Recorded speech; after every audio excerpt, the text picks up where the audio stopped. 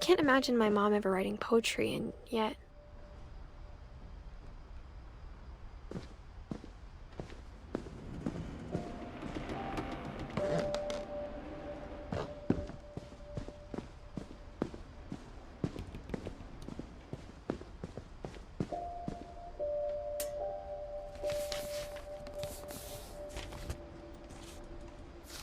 Dear Kay, do you remember the way Gregory used to laugh when he thought he was alone? Like something funny was happening, but only he could see it. I think he saw things the rest of us don't.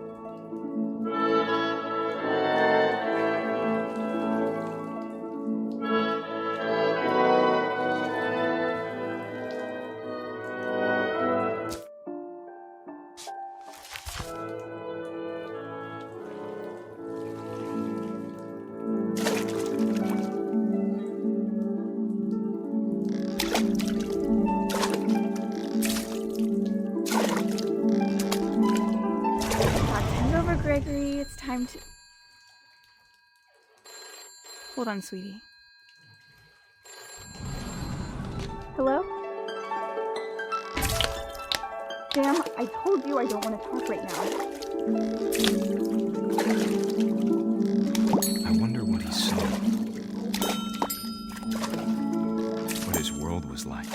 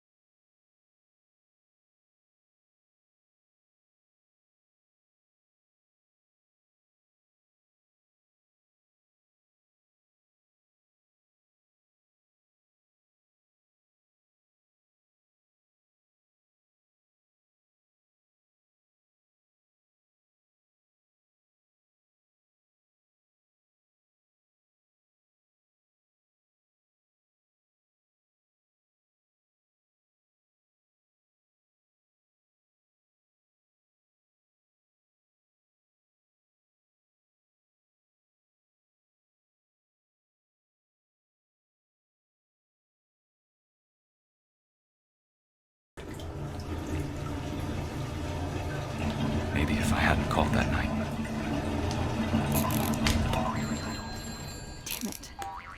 I wish he could have told us. Hold on, I don't want to. About the world he saw.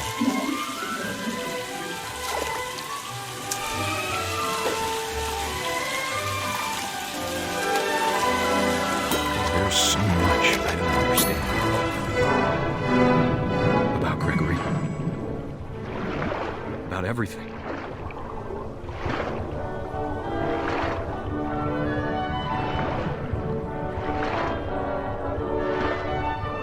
But I know what happened wasn't your fault.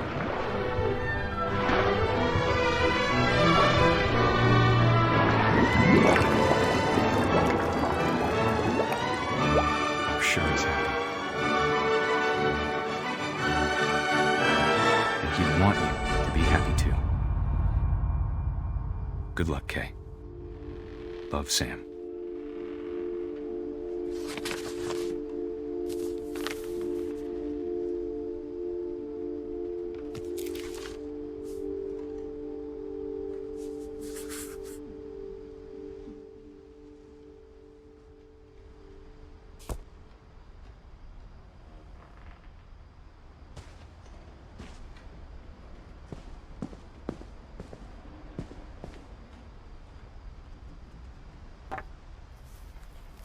A poem for Gus, who always said the wedding was a bad idea. Our father never hit us kids, at least not very hard, before the day my brother said with teenage disregard that he'd be dead before he'd see a wedding in our yard.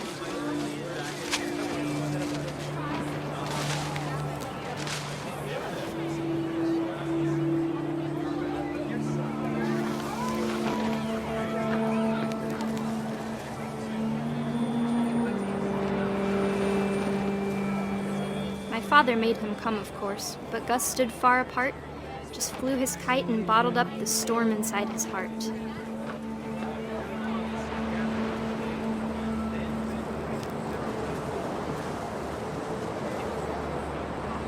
I tried to talk him out of it, but though he'd never met her, "We don't need a stepmom," were the words that I now pronounce you husband and wife. You may kiss the bride.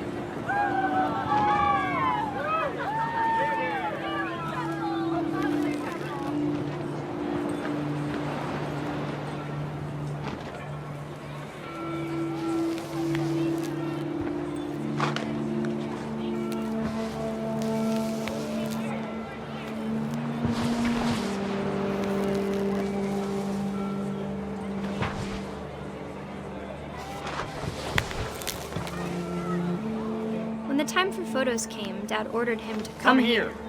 But Gus declined and as a sign held up his middle finger.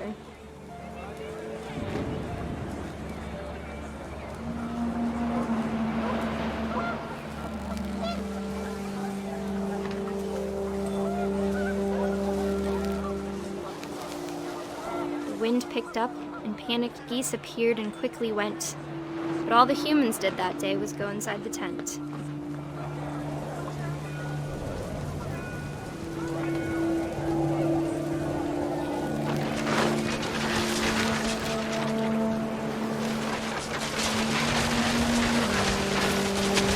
Rain came down in buckets then, but no one seemed afraid that nature might destroy the tent our dad had crudely made.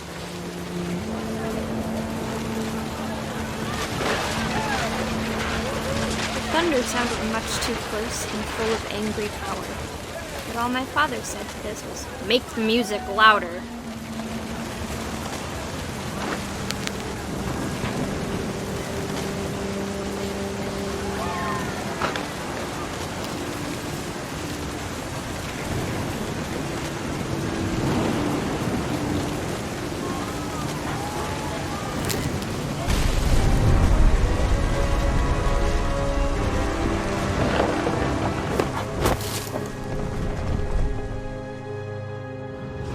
I wish that I could truly say I thought about you on that day. Out there on the beach alone, just you, the wind, the sea, and foam. But I didn't, until we found you.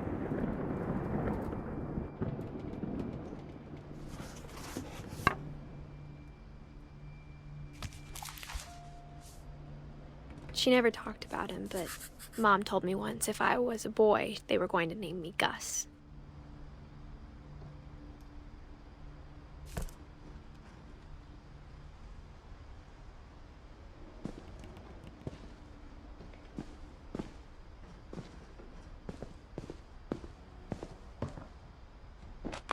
My mom moved up to the loft after her brothers died.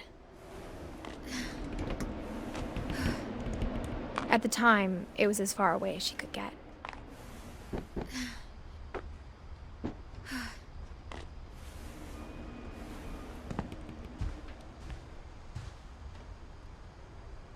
She spent a summer building houses in Calcutta, where she met my dad, Sanjay.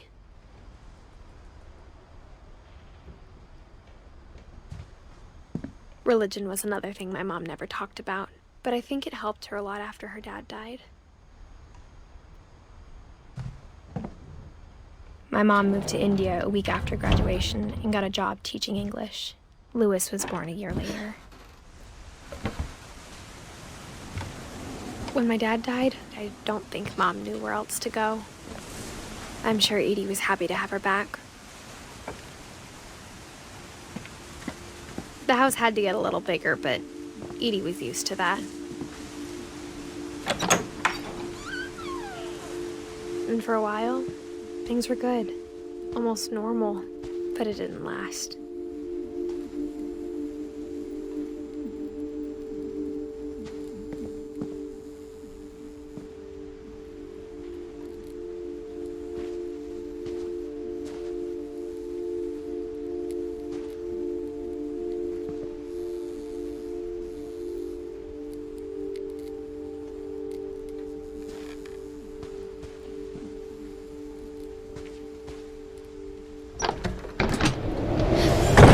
The beginning of the end was Milton's 10th birthday.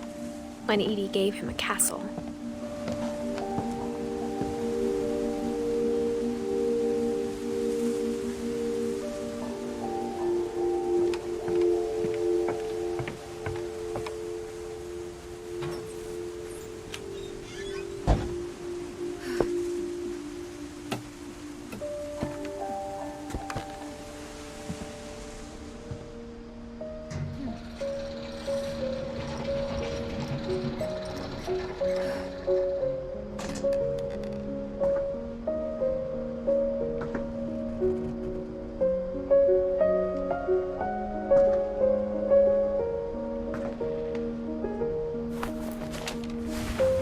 Milton Finch in The Magic Paintbrush.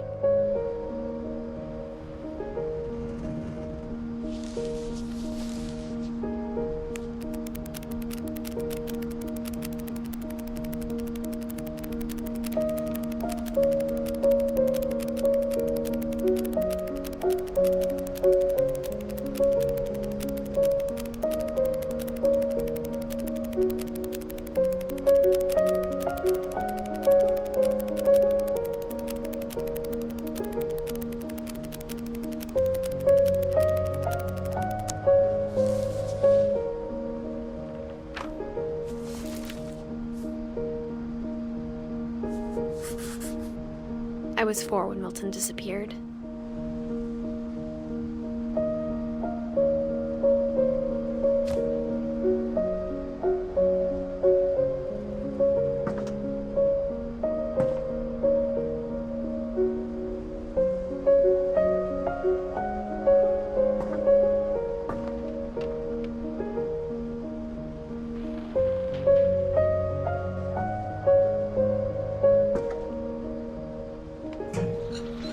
Mom spent months searching for my brother. Then she sealed the doors.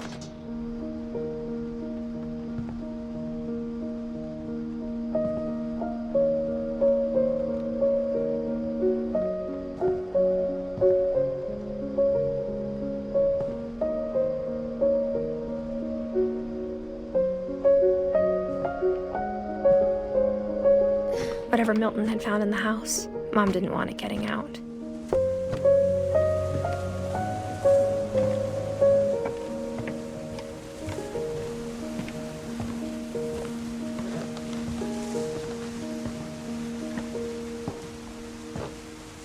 Mom definitely blamed Edie, but I think Lewis blamed himself. After he graduated, he just spent more and more time in his room, until Mom got him a job at the cannery.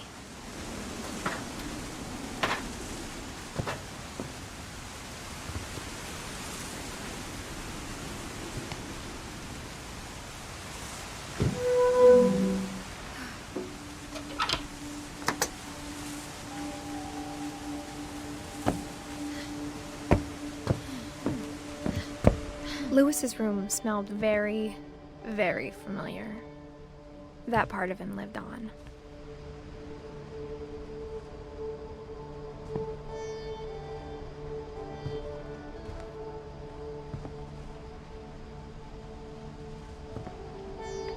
Lewis and I spent a lot of time playing games together, but he was surprisingly bad at them. He died a lot.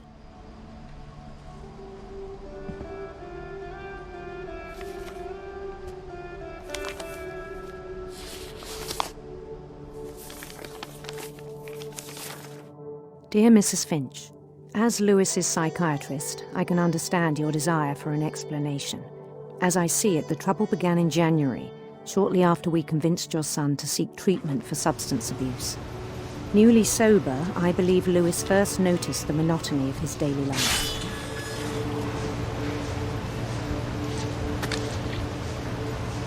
He kept working at the cannery.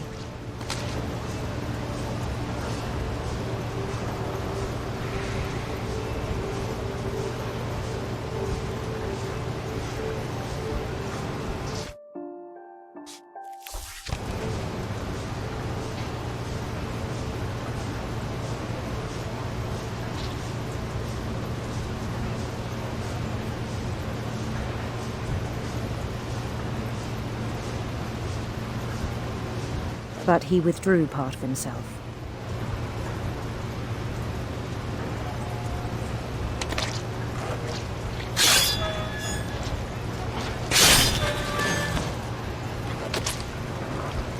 In our sessions, I saw the same behavior.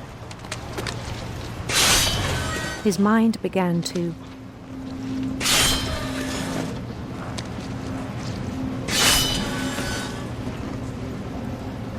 wander. I asked him to describe it. He said he started small, imagining a labyrinth. He'd feel his way about. Then something moved. Bats. And toads.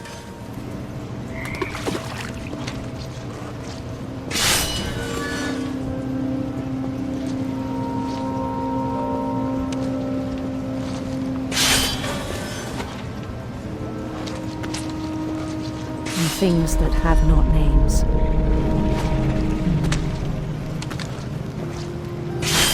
He knew it was all in his head. But he took it very seriously.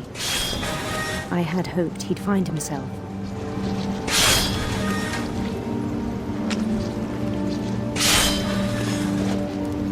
But he found something more. I worried about him then.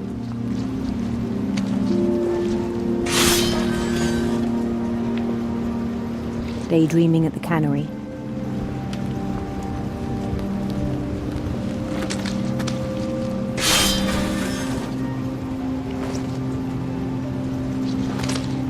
I spoke with his boss. But he said Lewis had become a model employee. Methodical, tireless, focused. Like a whole new Lewis. So I let him go on.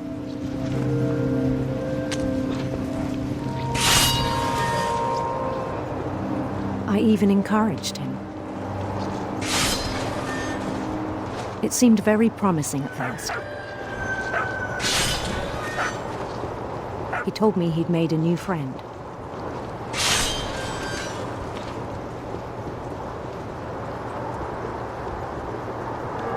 On the edge of a city he named Lewis Topia. He built the city up slowly, brick by brick. Then he made musicians.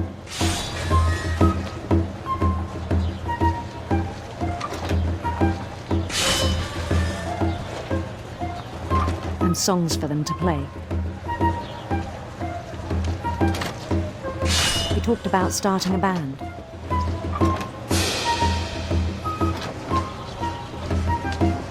And he was always humming something. Every day his imagination grew stronger.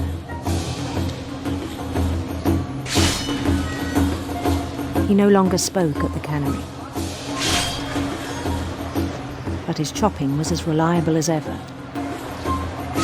Then one day it struck him that all the cheering crowds, even the stones under his feet, were all in his imagination, so he could do whatever he wished.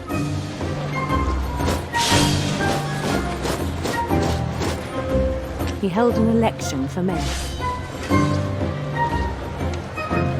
and he won.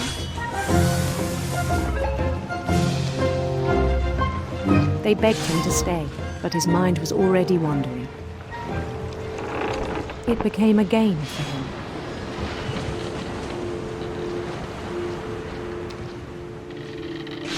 He'd conquer a city, then immediately push on. New Louisville.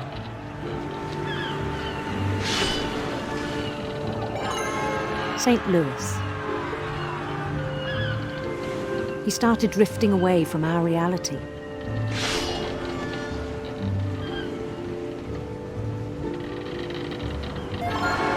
Minneapolis. Until one day he forgot to go home from the cannery.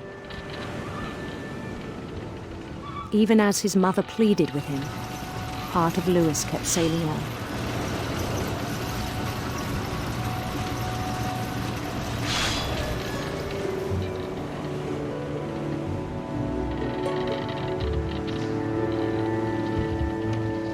In Lewisburg, he heard rumors of a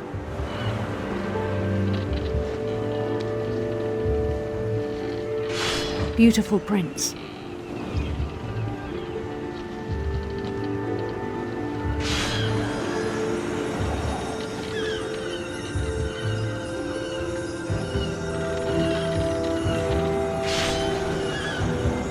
The prince was on his own quest for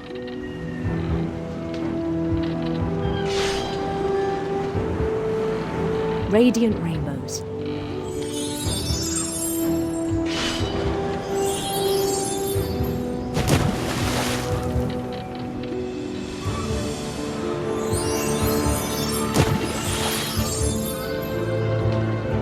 He followed the sound of his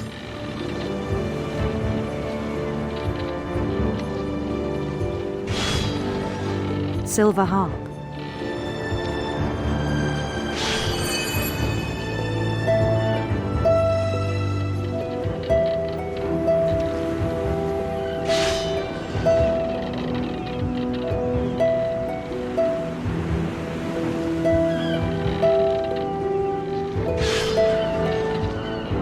His chase led him to a golden palace east of the sun and west of the moon.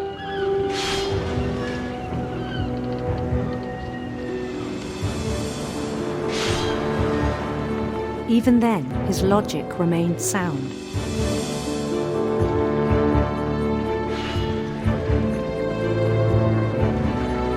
He knew the world was all in his imagination.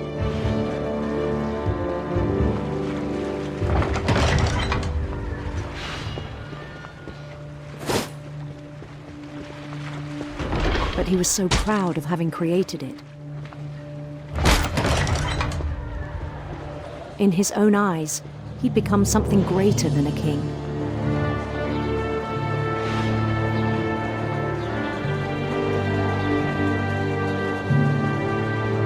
For someone who'd never known success in the real world, I think it was overwhelming. And then it struck him that the real Lewis was not the one chopping salmon, but the one climbing the steps of a golden palace.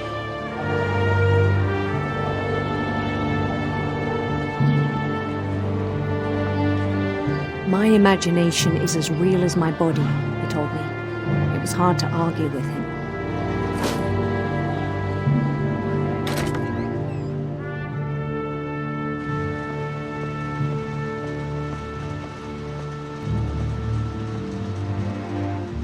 He began to forget the world we know.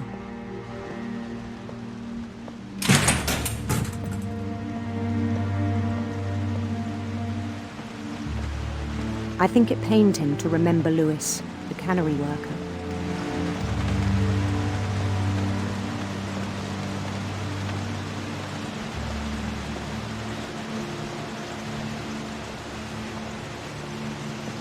He began to despise the man with a royal contempt.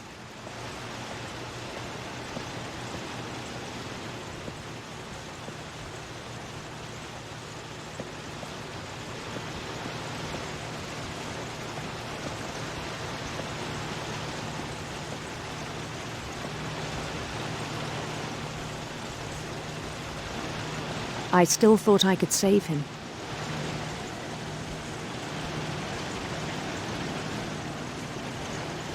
Even after he said he was being crowned king over all the lands of wonder.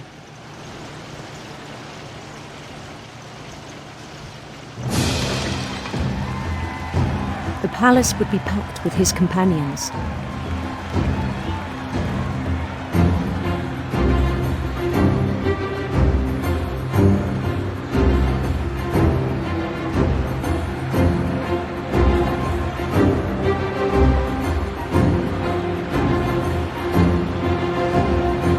Including the wise Calico who'd insisted on advising him.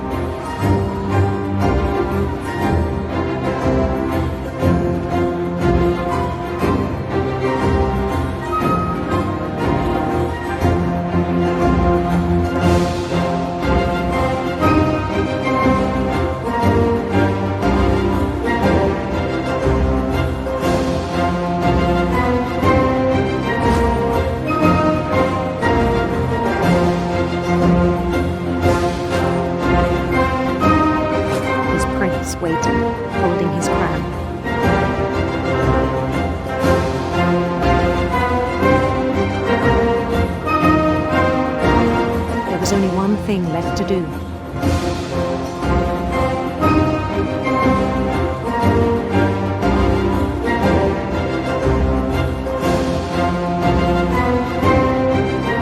Bend down his head.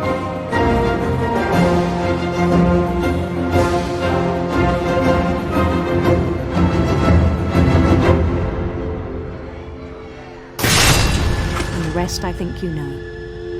Mrs. Finch, your son was a kind man who will be missed by all of us who knew him.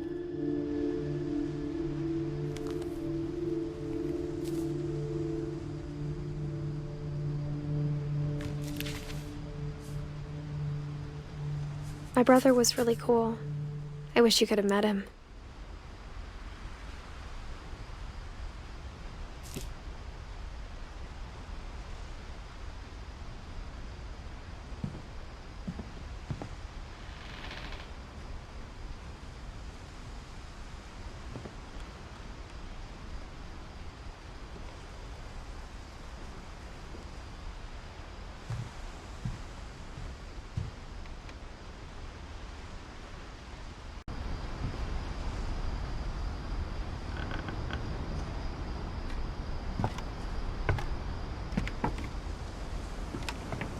On the way back from Lewis's funeral, my mom told me to start packing.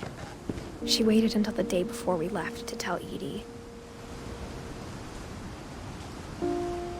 I'm not sure if she wanted to make it easier or harder.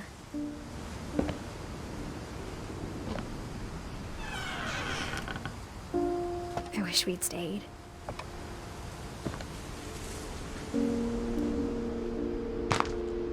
But I understand why we left.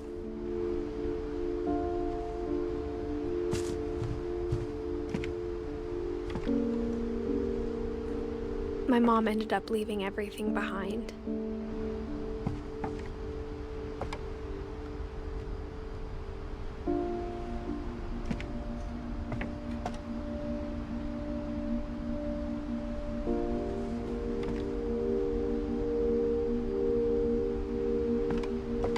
What happened that night had been coming for a long time. Maybe it should have come sooner.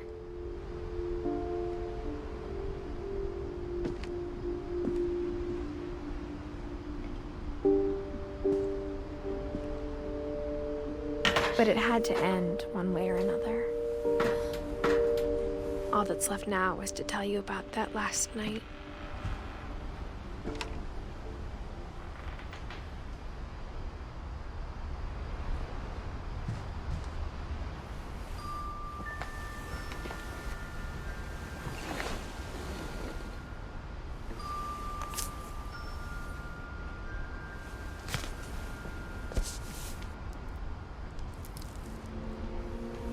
That whole last day, Edie just watched us pack and didn't say a word. Until supper, when she raised her glass and said, "To our final night together, and all our final nights apart." Grandma, you know what I said about alcohol. Some of your medications are very Edith, specific. I left a present for you in the hallway. Why don't you go open it? The grown-ups have to argue now. I'm sorry, you're right. We're all leaving tomorrow. Let's just enjoy our last... I'm not leaving. Edith, you're excused.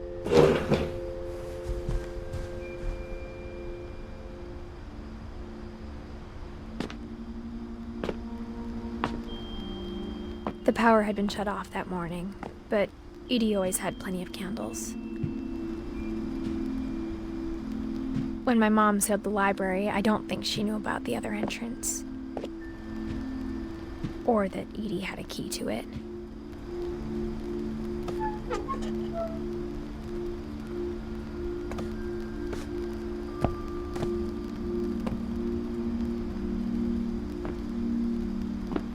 That thing you're afraid of isn't going to end when you leave the house. Edith has a right to know these stories. My children are dead because of your stories. I think it's best if Edith and I leave tonight. We'll have the nursing home send a van for you in the morning, okay?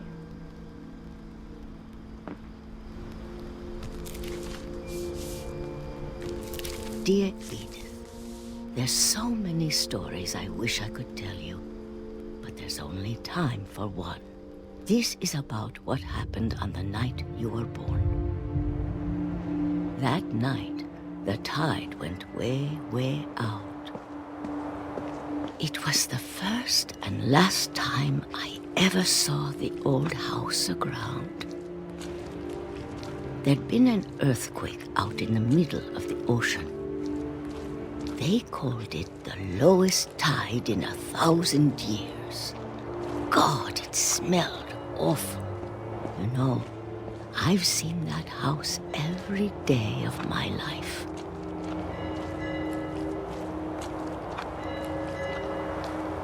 But I never thought I'd go back to it. When the fog rolled in, I lost my way.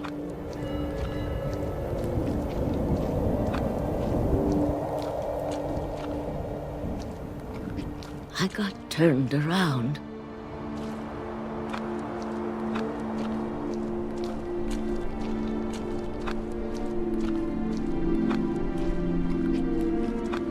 I started seeing things.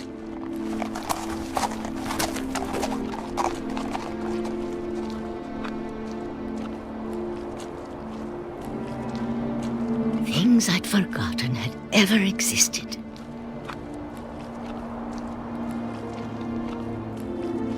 But when I saw them, they felt like old friends. That night, a lot of things came back to me. Or maybe I came back to them.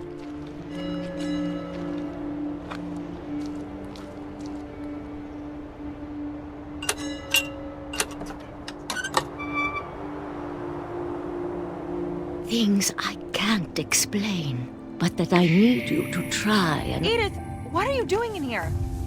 It's mine. Edith! Mom, you're gonna rip it! Let go! I kicked and screamed, but Mom dragged me to the car.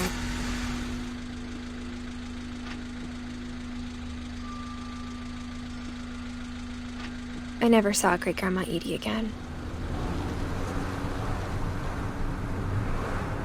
The next morning, the band came to pick her up, but she was already gone. After that, we moved around a lot.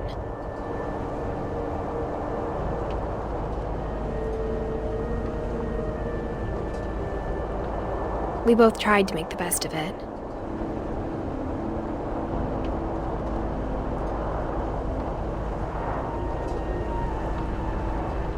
A few years went by.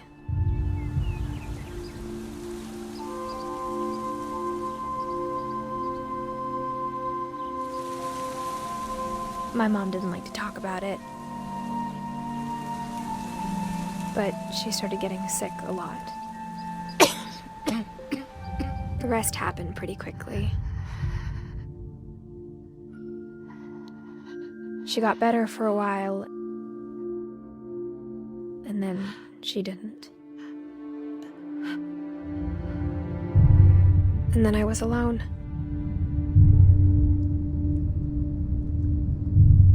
The last Finch left alive.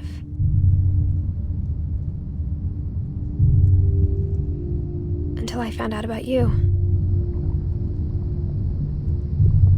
I'm still not sure what to tell you about all this. If we lived forever, maybe we'd have time to understand things. But as it is, I think the best we can do is try to open our eyes.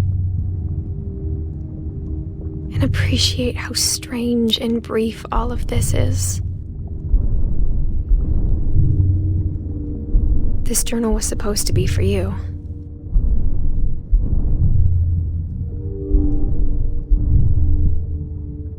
But now I hope you'll never see it. I just want to meet you. And tell you all these stories myself. But I guess if you're reading this now, things didn't work out that way.